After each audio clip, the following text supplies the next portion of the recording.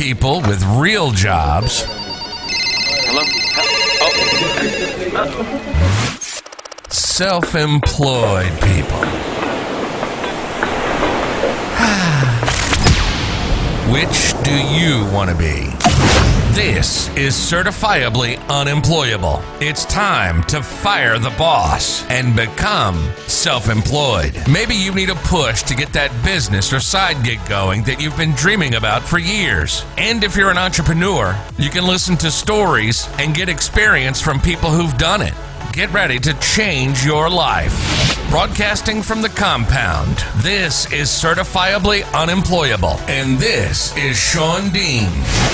Welcome to Certifiably Unemployable. I am your host, Sean Dean, and thank you for joining us once again on this weekly episode.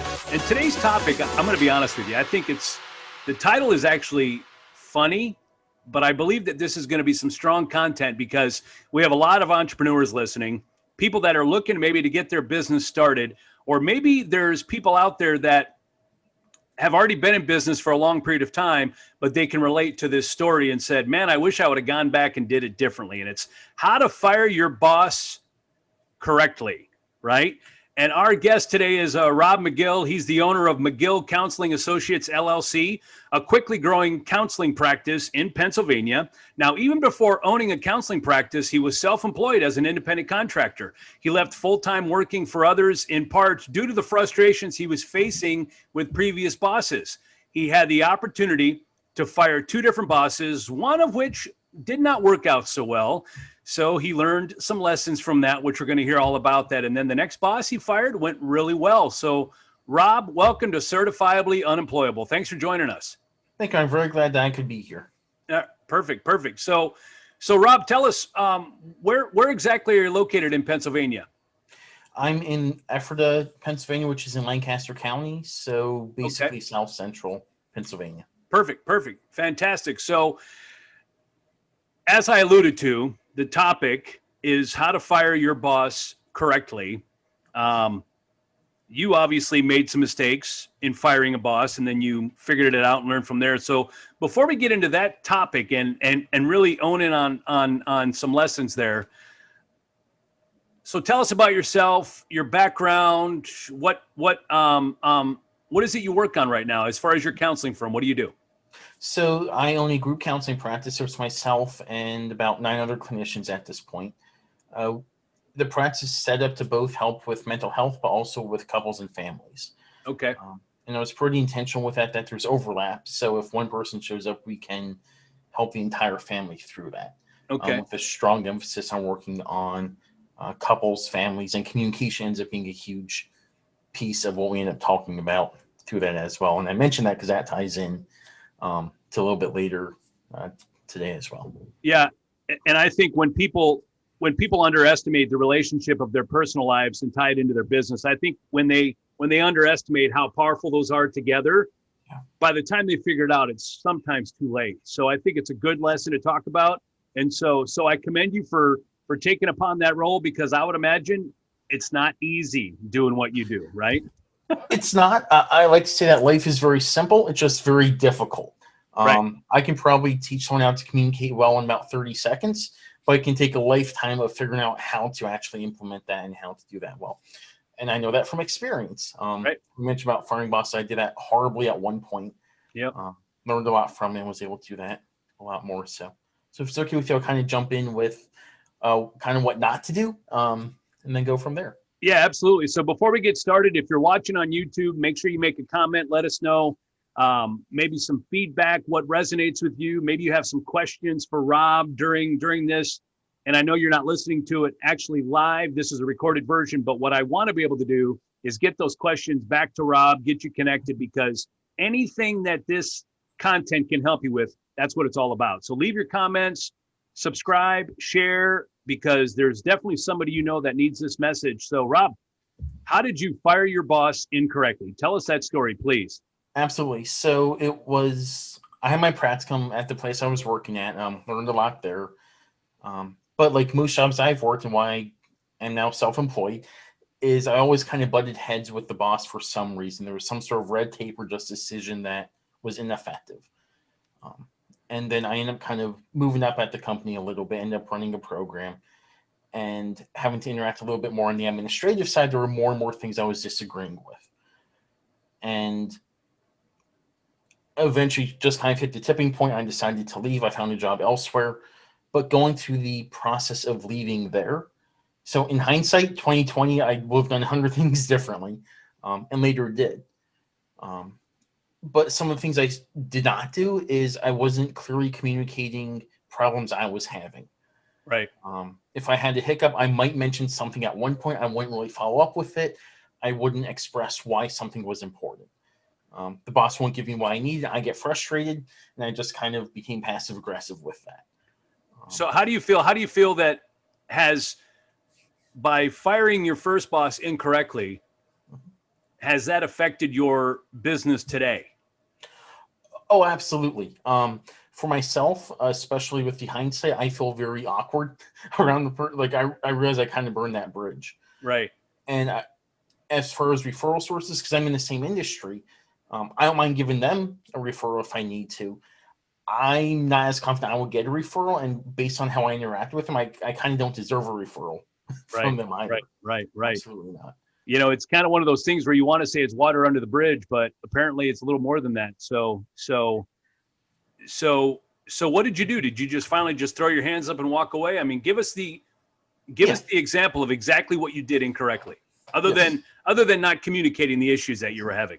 So in addition to that, so I had some administrative stuff and some of the project management stuff, and I would basically just kind of let stuff slide. I had a couple conversations with my boss around, hey, I have this new potential employment. Is there any way you can match that? He couldn't. But then instead of looking to foster the relationship, I essentially looked for ways to just kind of let it fizzle out. I essentially stopped responding to some emails.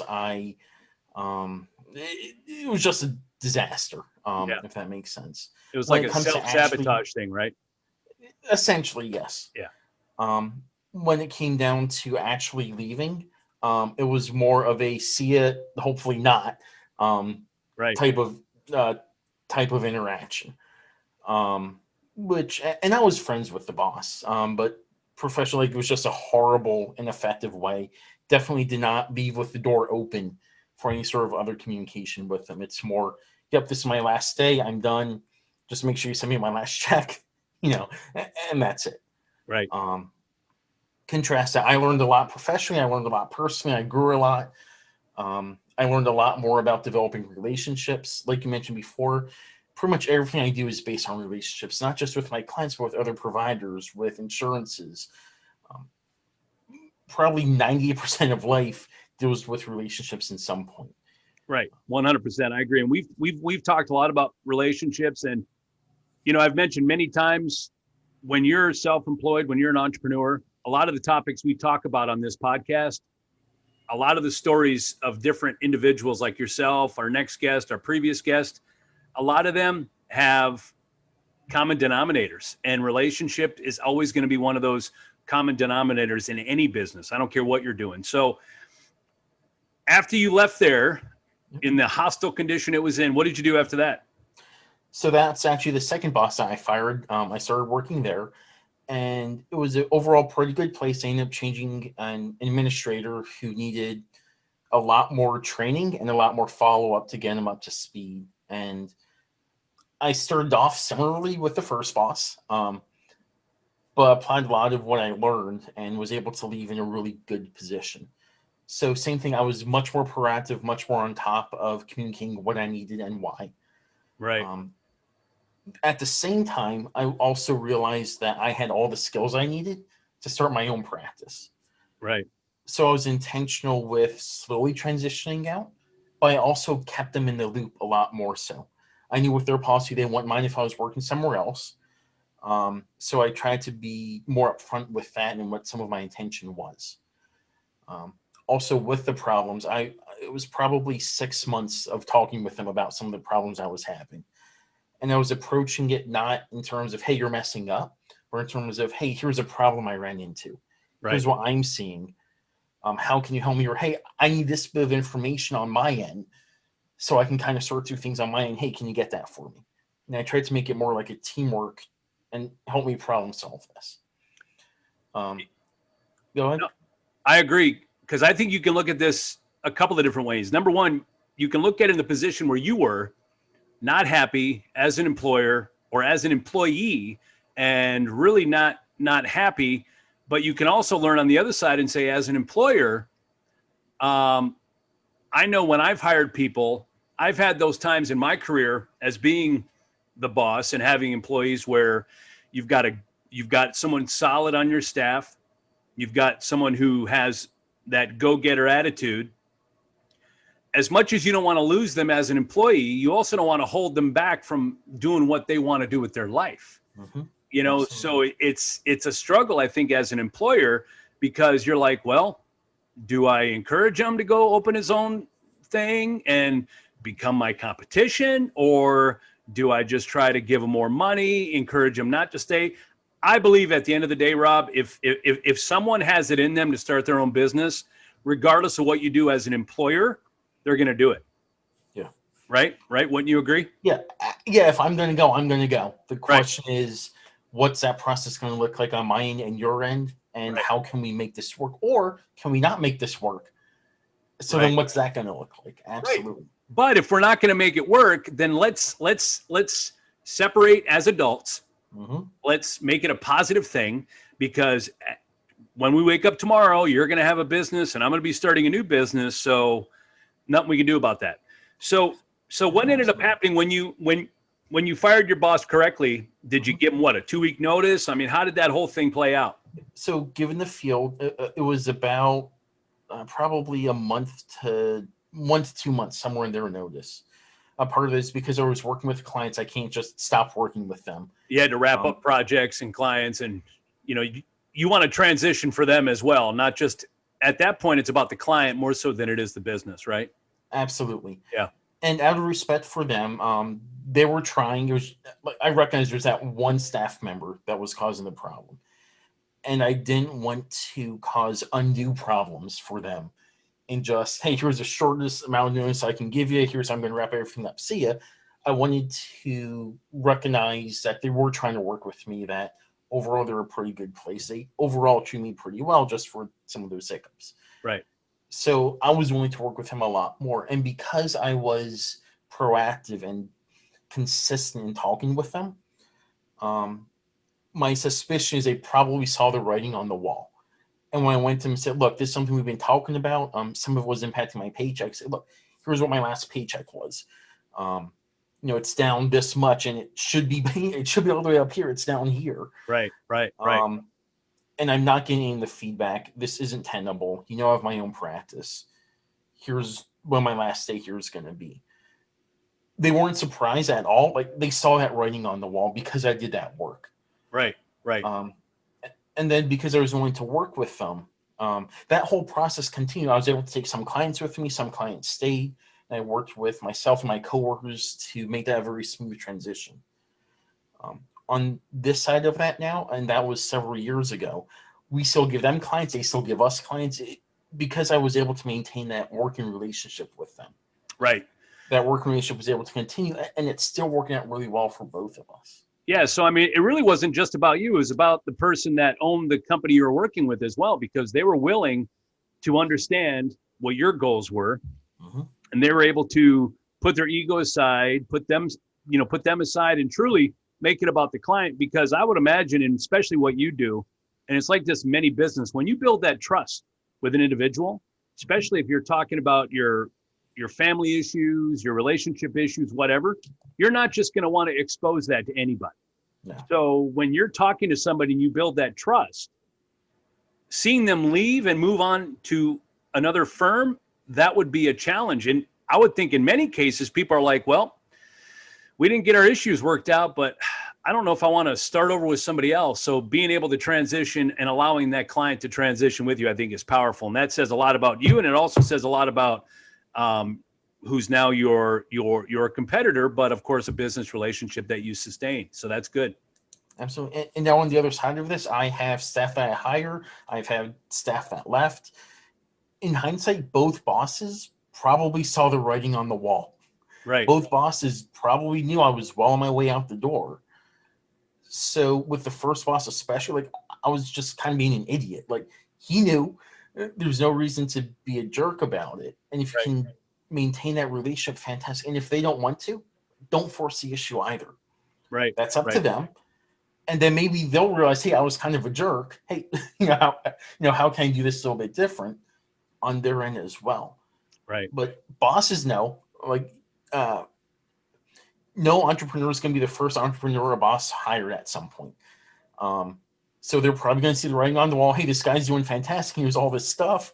And no, we're not compensating him enough. And yeah, he's probably going to leave at some point. And then they see this. They're going to know that. So show them the respect, just kind of communicate well with them, let them know what's going on. Right. And if they don't like it, okay, so you start your game plan a little bit sooner. Yep. Okay. That's it. Well, as a business owner, you have to understand that if you have an unhappy employee, it does your business no justice. So if you're just trying to hold on to them because you don't want to replace them, or you feel that you don't want to go through the process of finding somebody else that you can rely on because that person you can count on, eventually it's going to get to the point where they're so unhappy, they're going to become bitter, they're going to start purposely doing things incorrectly. Now it's going to possibly sabotage your business, right? Which is similar to what you did on the first go round, and you might not have had that intention going in, but because of the lack of communication, things not getting better, things not getting worse, you're like, you know what, forget it. I'm just going to give myself every reason in the book to leave. And so I'm not going to answer that. I'm not going to do this. Hopefully they'll fire me, So, well, yeah. And in hindsight, I should have quit probably 6 months before I did, in all honesty. Yeah. Yeah, absolutely. And yeah. Well, I think it's I think it is a fantastic topic. It is wonderful advice. Now, the principles that you have in firing your boss the correct way, how do you feel that you can tie this into different areas of being an entrepreneur? It's 100% there. From my perspective, communication is just identifying what do I need to say and why is it important, and how can I package that in a way the other person is going to hear it. And on the other side, making sure I'm hearing what the other person's trying to tell me, and I put my own ego aside. Yeah. So when it comes to interviewing someone, okay, are they actually going to be a good fit here? What do they actually want from employment? And am I communicating my expectations to them? And if it doesn't work out, fantastic. Right. If I'm networking with someone, what are the needs that they actually have? Not what do I think they need, but let me make sure I'm hearing how I can actually help them. And am I clearly communicating to them what I can actually do for them? Okay, so I might not get many referrals from them, or I might not have many referrals to give them. But by doing that, you make sure that the referrals you do exchange are great fits. In terms of even negotiating contracts, right? Well, what's my end goal for this? How can I communicate that in a way they're going to get? Looking over the contract, does this actually fit my needs? Can I see any way it doesn't? And if not, how can I communicate that to try and get this to work? And if it doesn't, okay, you just don't go down that route. You don't have to be a jerk about it. I'll say even the same thing, ending contracts. There's been some contracts I've had to end. So then how can I communicate that? Again, like I fire my boss well, communicating early, communicating often with things that aren't going well. So when it comes time to, hey, this isn't going to work, how can I make this ending work well for me and for you, so it doesn't have to be painful for either of us? And if they're not willing to work, okay, we have a contract. If we need to, we can go to court. That's always an option. But can we work through it so that it doesn't even have to go in that direction? Right. Because having the strong hand all the time is not always the answer. There's a time and a place for that. And sometimes you have to do that, unfortunately. But I don't think anybody can say after they went to litigation and they went to court that it was a positive experience. I don't think anybody can say that. No, I don't know anyone that's done that. I agree. So there's no reason for there to be animosity. I mean, there's always going to be that difficult person. There's always going to be the person that's doing all they can to communicate the message and to keep things positive. And just some people you just can't be positive with. That's a different ball of wax. Well, hopefully you will have made good enough judgment where you're not going to allow yourself to get into that position. But unfortunately, we do land in those spots. And then that's where we have to just cross that bridge when we get to it. But I think it's great advice. I appreciate that. You're welcome. I think there's just two other quick things I'll tag on to that. All right. Even the best clinician is a horrible fit for some clients, and even the worst clinician is a great fit for someone. So in terms of even business to business or who you're hiring, just because they have the best credentials or it seems like it should be a good fit, make sure that personality-wise, make sure it really is going to work well. And if not, it's okay to not have that relationship progress, but do that well. Yeah. Okay. If that makes sense. Like you don't have to force something to work. And then the last point I'll make with this is there might have been one or two clients I've worked with that have intentionally been malicious. And in that context, I work with a lot of couples. You're in a relationship, you're going to hurt the other person. At some point, they're going to hurt you at some point. It's going to happen. But by and large, people don't intentionally maliciously hurt someone. They might be acting out of hurt. They might have some other reason for that. Same thing, the other person, they're coming from wherever they're coming from. So in a business context, the other person who I'm trying to have an agreement with or someone that I'm networking with or that I might want to hire, they have their whole perspective of where they're coming from. So working really hard to understand that so that to kind of give some context for where they're coming from. And, so maybe they're kind of being a jerk to me. Well, maybe they are. Maybe they're just very direct in communicating, and maybe I'm not. Or maybe they think I'm being a jerk because I'm very direct in communicating. But I'm not.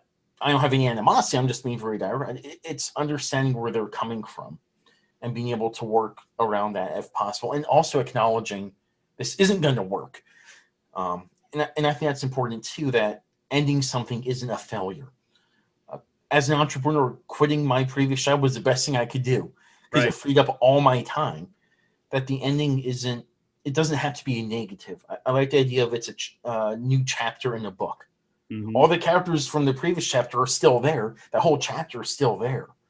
And you never know when they might come up later. So why make the chapter be the end? Oh, wait, chapter 2, when it can just be a transition into a new phase. Great advice. I like it. So one of the things I wanted to ask you as we're wrapping up this topic today, we have entrepreneurs, brand new veterans listening to this podcast. They're listening and they're thinking, I might have some issues with some relationships that I need help with. They may need a little advice. What is the first step for people in working with you? I mean, is there something you can offer our listeners? Is there a way for them to reach out to you? Is there a first step? Is there something they can do to even understand if they have an issue or not? Because, maybe they don't realize they have an issue, or maybe they feel it coming and they don't want to admit it, or whatever the case may be. So I'll address this on two sides. One, I do have the website, magillcounseling.com. MAGILL counseling.com. So there are some resources there. There's some recommended readings there.